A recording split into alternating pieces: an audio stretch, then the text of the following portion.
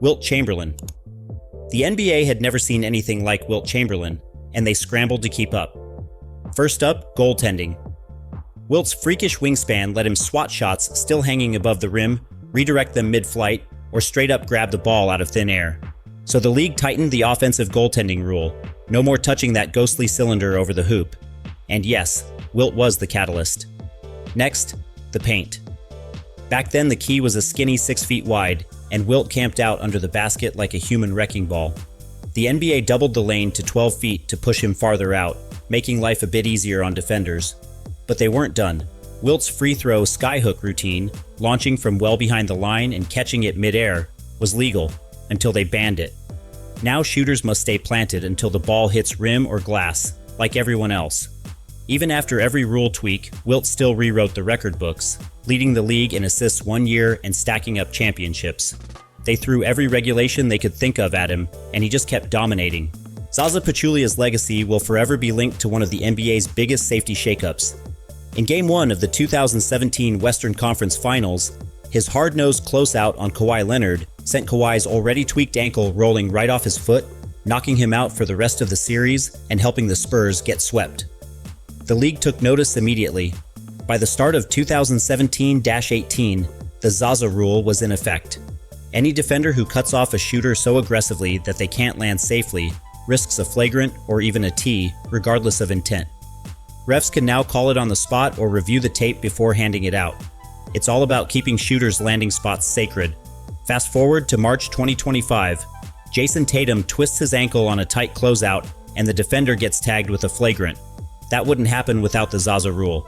It's completely redefined how defenders challenge shooters and given refs a clear path to protect players from those sneaky, high-danger plays. Shaq didn't just dominate the paint.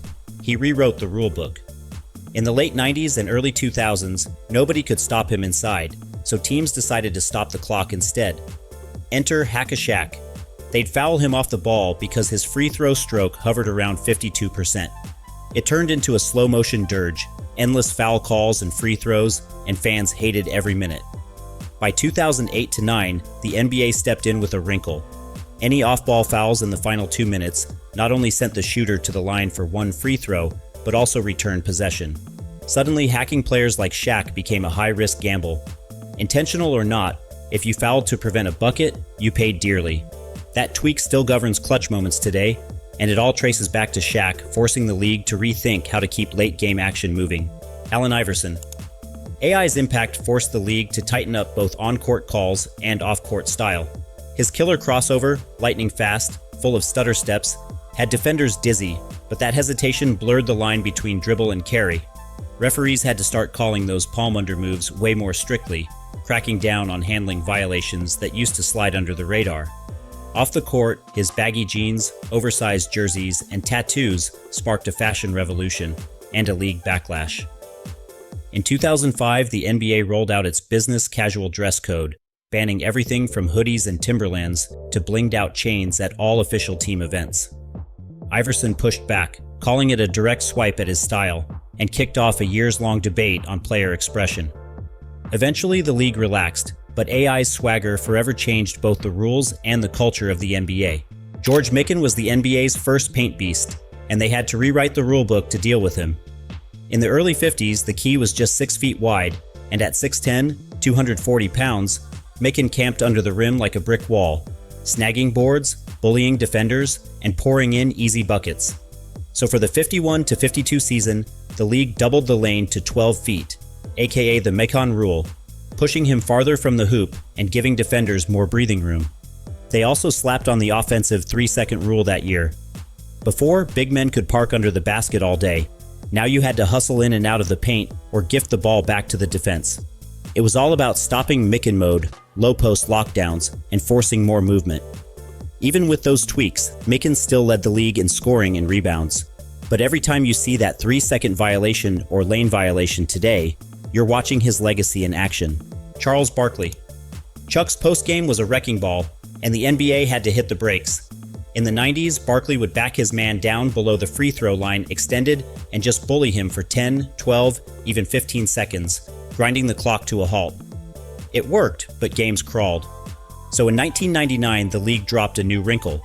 Once you're dribbling with your back or shoulder to the basket in that zone, the 5-second count starts. No move in time? Turnover. The clock resets only if you pick up the dribble, step above the free throw line extended, or lose the rock. It wasn't just about clock watching, it was a push for pace.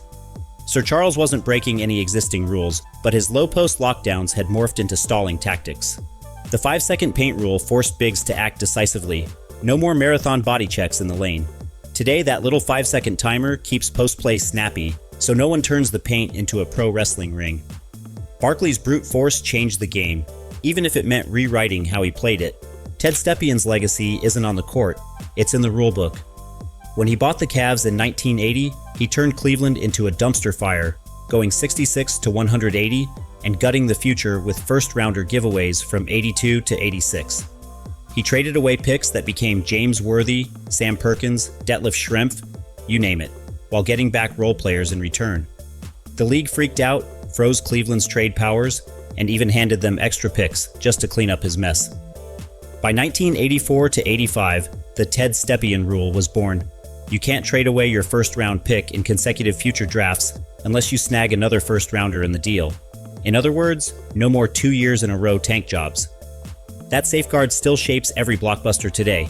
Pick swaps, protections, you're bound by Stepien's legacy.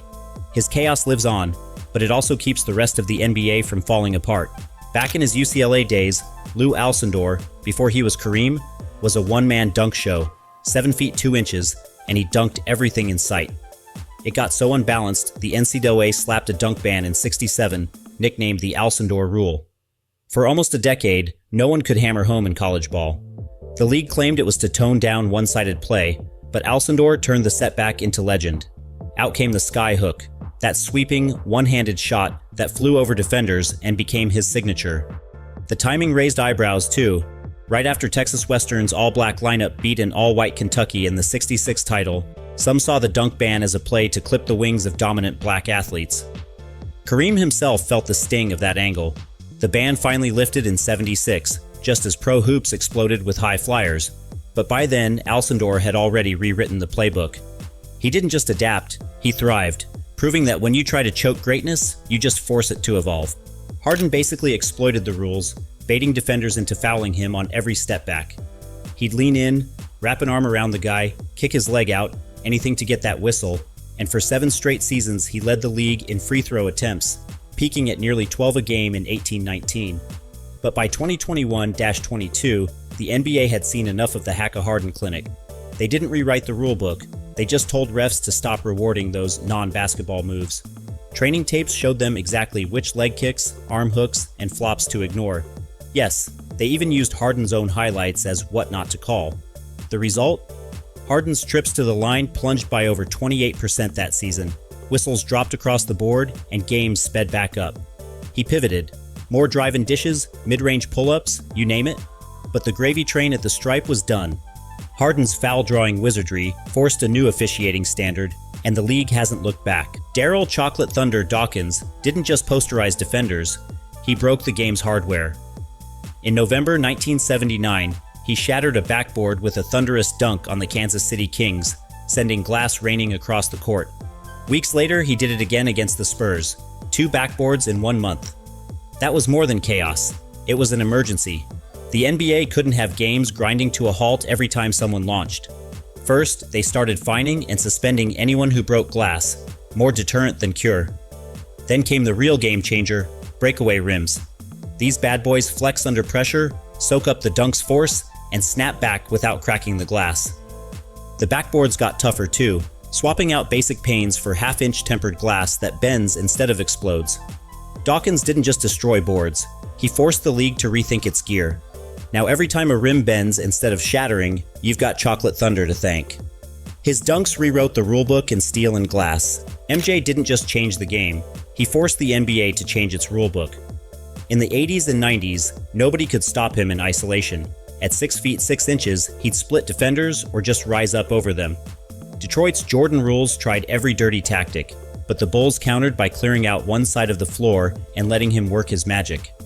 Those one-on-one showdowns got so prevalent that by 94 to 95, the league slapped in an illegal offense violation. overload one side with 4 static defenders, and you risk a turnover. Suddenly teams, even Chicago, had to embrace ball movement instead of parking bodies in the paint. Phil Jackson's triangle thrived under the new pace, and Jordan still averaged near 30. At the same time, the league started dialing back on hand checking. Back then, defenders could bump and steer you all over the court. Just ask MJ, who saw every ounce of that from New York and Detroit. Even so, he poured in 69 points in Cleveland in 90. The NBA responded by outlawing most contact on the perimeter. No more grabbing, no more guiding. You had to play clean or get called. Jordan was already unstoppable, but these tweaks made the NBA faster and more free-flowing. Scoring went up, assists ticked higher, and isolation offenses gave way to spacing and ball rotation. Those rule changes, born out of trying to slow one man, are why today's game looks the way it does. Larry Bird's legacy runs deeper than threes and assists. It rewrote the NBA's salary playbook. When the league rolled out its cap in '83, they knew they needed wiggle room to keep hometown heroes in place. Enter the Bird exception.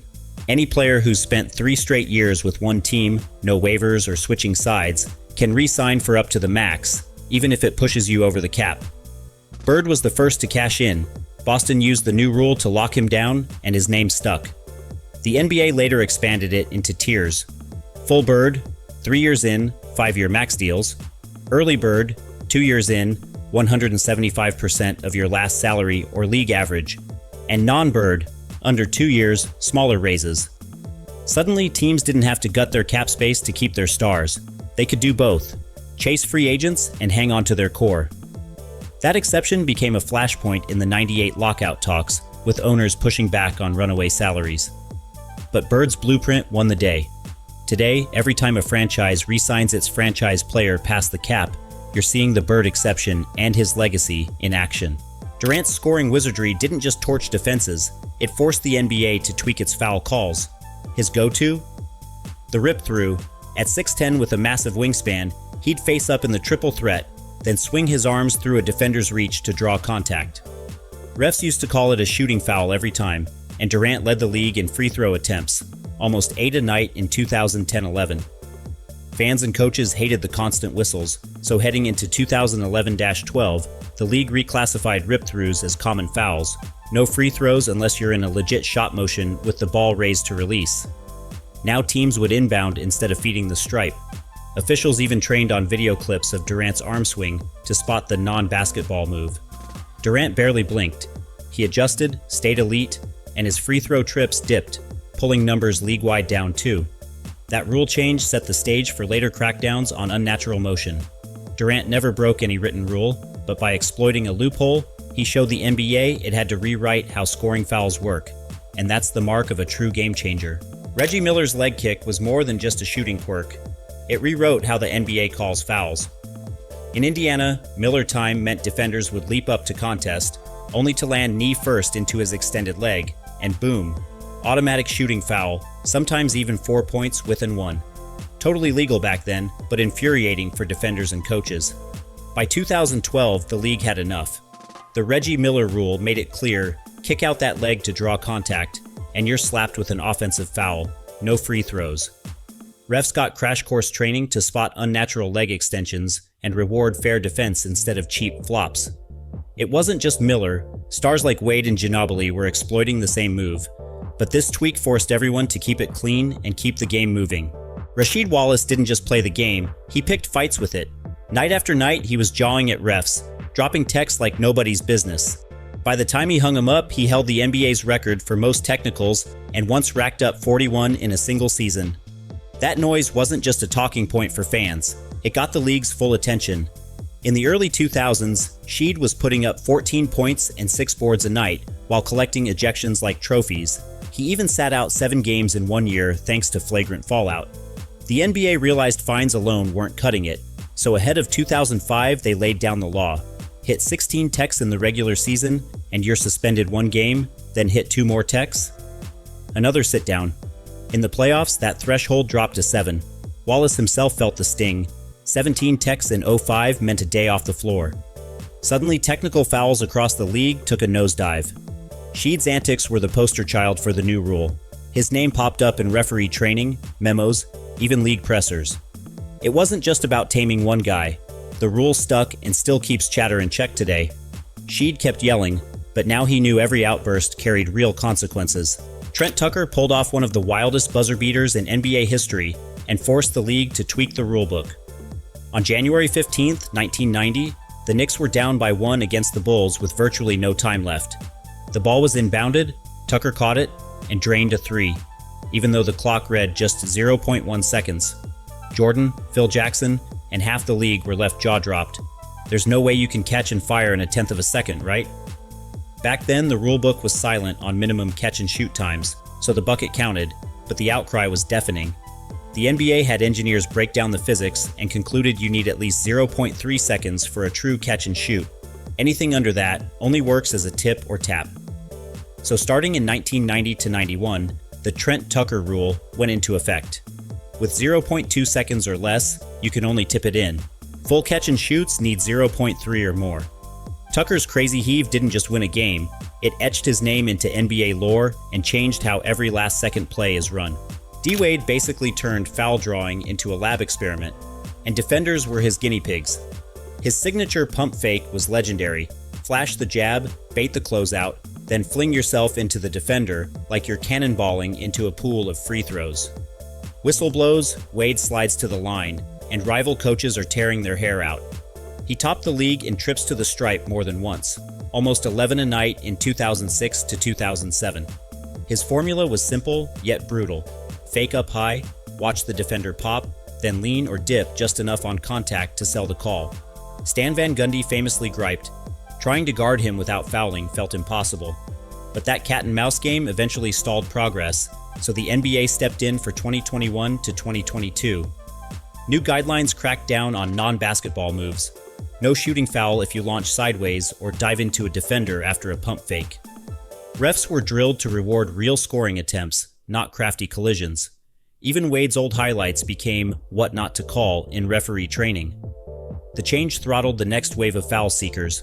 Hardaway, Young, Luka all saw their free throw numbers dip. Those rules still keep games flowing and shots genuine. Imagine Wade's career under this lens. It'd look different, but his influence lives on every time a pump fake no longer ends in free throws. LaMarcus Aldridge. One bad whistle turned him into a rule changer. February 2012, Blazers up on OKC, Durant pulls up, Aldridge leaps and swats. Clean block, right? Nope. Ref calls goaltending, tie game, OT, Portland loses. League admits later it was wrong. A replay would have shown the ball was on its way down, but at the time, no do-overs. That one whistle sparked a slide. Portland went from 14 to 10 to chaos, costing them the season, their coach, and their core guys. Fans blew up, and the NBA knew they had to act. So in 2012 to 13, they rolled out the LaMarcus Aldridge rule. Any goaltend or interference in the last 2 minutes, or OT, can now be replayed. Did the ball hit the glass first? Was it still rising? Refs can check the tape, overturn if it's wrong, and let it stand if it's right. It's only for game deciders, but it's saved teams more than once since. Aldridge kept dropping 20 a night that year, but more importantly, every late-game goaltending review now traces back to that one night in Portland, proof that one call can change everything. Derrick Rose didn't just snag MVP at 22, he busted open rookie salary ceilings. In 2010 to 11, he dropped 25 and nearly 8 assists per night, carried the Bulls to 62 wins and the East Finals, and did it all on just $5.5 million. Meanwhile, under the old rookie deal rules, even a superstar could only max out at 25% of the cap. Rose's dominance proved that wasn't cutting it. Chris Paul, then NBPA Prez, saw the gap and pushed hard during the 2011 lockout. The result? The Derrick Rose rule in 2011 to 12. Any former MVP, DPOY, or All-NBA rookie deal player could qualify for a deal starting at 30% of the cap, translating to roughly $8 to $10 million more per year. Rose was first in line, inked a 5-year, $94.8 million extension, and set the blueprint. Injuries eventually slowed Rose, but his impact on contracts is still going strong. Guys like Paul George, Luka, and Tyrese Halliburton have all cashed in under that same rule. Thanks to Rose and CP3 pushing, teams can now lock down young stars without fearing they'll bolt once the bank account looks thin. Every time a rising rookie deal MVP inks a 30% deal, you're seeing the Rose rule at work. Derek Harper's defense was like airport security. You weren't going anywhere without a pat down. In early 90s New York, he perfected hand checking, riding ball handlers from the wing to the paint. Even Michael Jordan couldn't shake him. Harper was glued to your hip, steering you like you were in a bumper car. It worked under the old rules. The '94 Knicks ranked second in defensive rating at just 92 points allowed per game. But those 95 to 93 slugfests had fans snoozing, and the league took notice. Harper's hard-nosed style and the Pistons' physical blueprint was dragging scoring down and testing ref patience. In the '94 ref training tapes, his hand checks were broadcast as the what not to do clips. So in '94 to '95, the NBA slapped on the first hand check limits. No grabbing above the waist or riding opponents like a shopping cart. Harper adapted, using quick feet and anticipation to still log 11-5 that season. That tweak wasn't enough though. By 2004, the league outlawed hand checking outright. Any contact that threw off a player's speed or rhythm, boom, automatic foul. Scoring shot up, slashers like Dwayne Wade and Steve Nash feasted, and guards ran the show. Harper may have loved defending with his hands, but his antics pushed the NBA to rewrite the rulebook, and now every off-ball tie-up gets a whistle thanks to the path he carved. If you enjoyed this, I'm going to be posting a lot here. I would greatly appreciate it if you could subscribe. Thanks for watching.